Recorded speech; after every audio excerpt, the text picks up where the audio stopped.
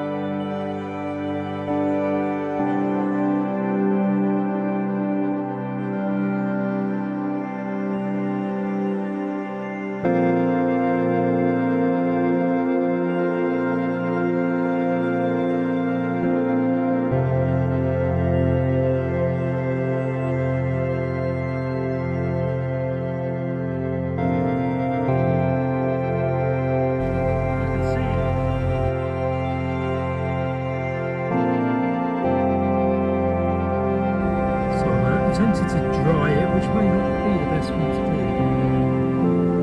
Well, there she is, belly up, trying to dry her in the sun. There's no sun. Phase 2 of the attempted recovery of my poor little drone. Is this going to work? So I'm going to stick it in this Tupperware container, not the battery, just the drone. This does not feel right, but here she goes. Good luck.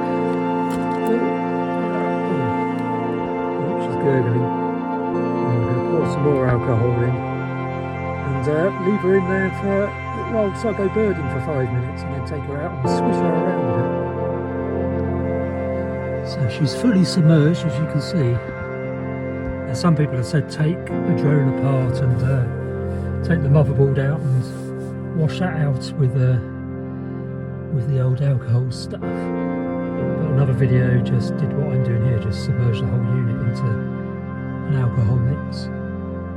I've chosen that option because I don't have the equipment to pull the drone apart, and I'm not convinced I'll be able to get it back together again in one piece. Right, I'm going to go birding very briefly, then I'll come and remove it from her bath.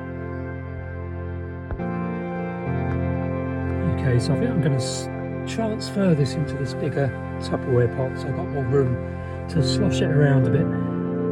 Right, there we go. So I might just swish it around, just trying to get the solution into the nooks and crannies of the motherboard in here without having to take the thing apart.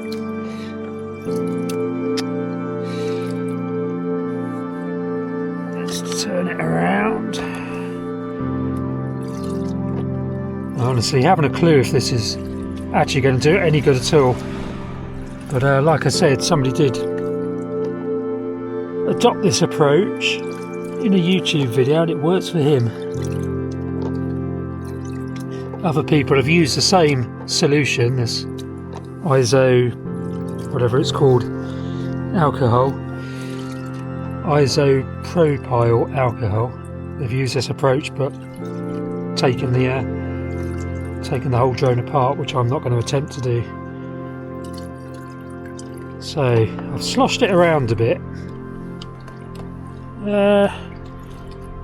What I suppose I should do now is just drain it off. Got a bit of a cloth here, so if I just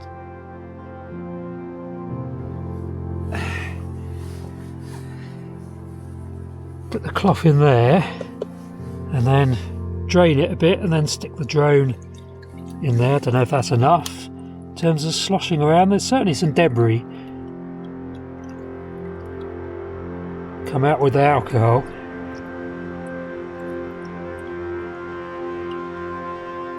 I don't really know what I should do with this alcohol that I've used, whether I should just throw it away or put it back in the tub to reuse if I do this whole operation again. But for now, I'm just going to fold the little props up and stick the drone in there and let it dry off. Let the old alcohol evaporate on the windscreen. I'm not going to do anything more of it for about 2 or 3 days. Now the question is, do I dip the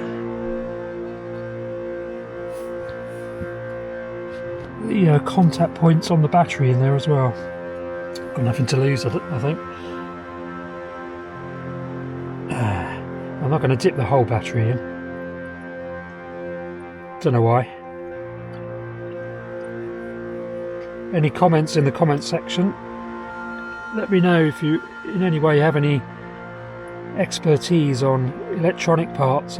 This could be disastrous what I'm doing now from the battery's point of view. Right, I've soaked that.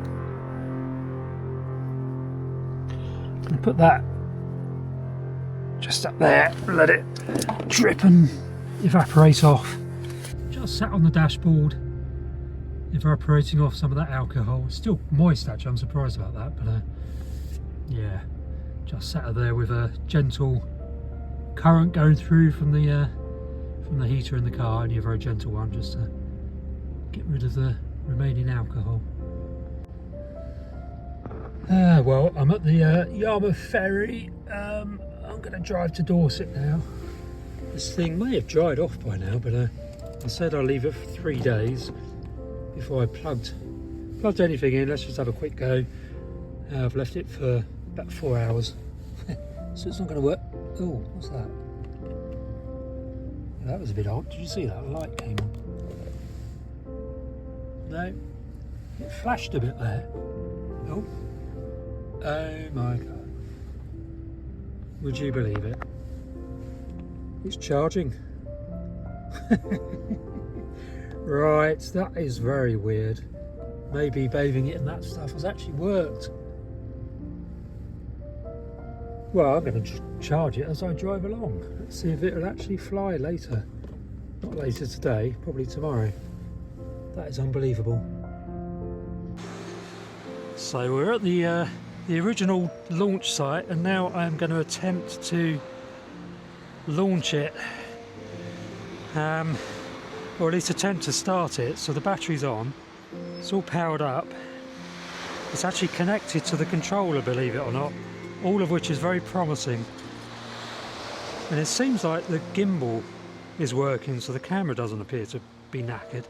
Let's put it on the table, which is where I actually originally launched it when it crashed. What do we reckon? Is it just going to refuse to start? Oh, look at that. Dare I try and lift it up? Let's put the old there's no storage in the drone, so I can't do a video, but let's see if it'll take off.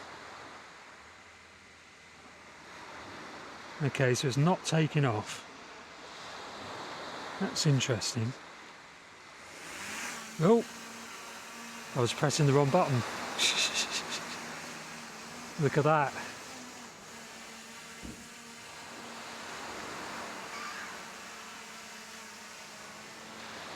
Well, I never.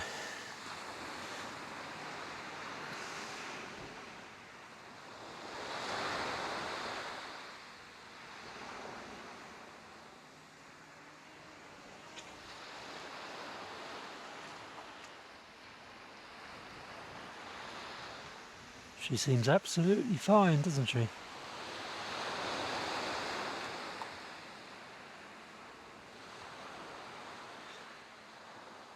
Well, I'm really surprised about that, to be honest.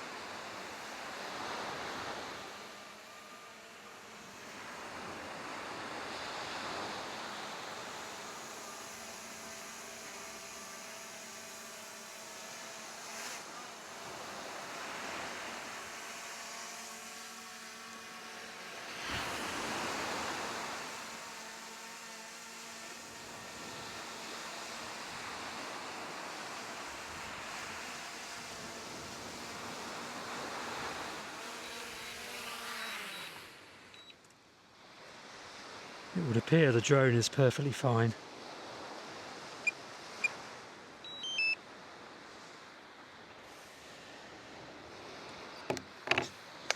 Well, there's a relief. So, ladies and gentlemen, we will be getting some more drone footage from the Isle of Wight Undercliff. So, quick recap. I basically launched a drone from this decking over here and flew around the fireworks that were being launched from the spyglass over there, and kind of backed into some trees just up the top over La Falaise car park, just up there. And the drone was basically transpired it hit a holm oak and fell between two holm oaks, basically, where it was obscured because they're evergreen. I couldn't find it for 3 or 4 days, despite searching with my other drone, and there were at least, I think it's 2 or 3 downpours over that period of time. And obviously the drone isn't waterproof, so it got full of water. When I did eventually find it, the camera, or the front of the drone, was facing upwards straight to the sky, so the water was going straight onto the camera, flowing through the open air vents that were at the front just behind the camera, over the motherboard into the battery system. So it was getting drenched 3 times. I finally managed to find it after, I think, 5 or 6 days. Obviously corrosion sets in pretty much immediately as soon as it gets wet. It's not so much the water that does the damage, it's when the water, or the impurities in the water, that the crystals and various other things that form on the electronics, and then they start to corrode, and that's what causes the damage, short-circuiting and what have you. So drying it out didn't do the trick. So I purchased some of that alcohol, 99% isopropyl, whatever it's called, alcohol. Soaked it in that. I didn't take it all apart, I just literally bathed it in that alcohol solution and let it dry out for a couple of hours, and then it started recharging. It wouldn't accept any charge, or there was no life at all prior to that. So clearly it had started to corrode. The circuitry was being interfered with by crystals or whatever. That was all washed off by the alcohol, and now the drone is working again. And it all seems completely fine and functional and works perfectly well. No damage from the collision, no damage from the water, no lasting damage. I probably will soak it in alcohol again, just to be absolutely sure no corrosion does start to form if there's any moisture still in the circuit board. But all good news. So thanks for watching. So I hope you're enjoying this video about Ventnor and the Undercliff. If so, then don't forget there are 2 books that I've written. One, Birdwatching Around Ventnor, creatively named, and the second one is Wildlife Watching Around Ventnor. Just short books about the local area that are the subject of this video, available on Amazon. I'll put a link below this video, and you can also order it from the library, and it's available in all major bookshops, both of these little booklets.